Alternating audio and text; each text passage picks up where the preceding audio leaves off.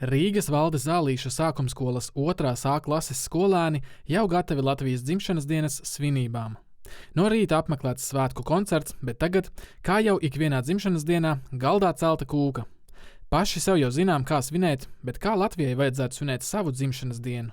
Uztaisīt daudzus koncertus, lūgt ciemos, parunāt par to.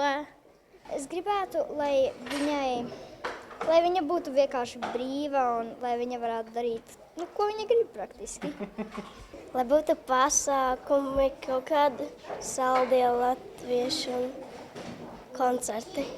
Es iesaku, lai visi sapulcējās vienā vietā un tad iekliedz daudz laimes dzimšanas dienā.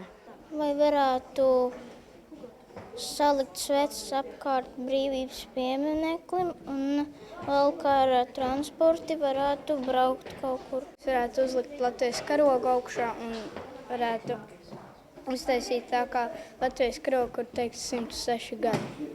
Man šķiet, ka visiem vajadzētu sapulcēties un pateikt, kas viņiem patīk par Latviju un ko viņi gribētu, lai Latvijai palīdzētu.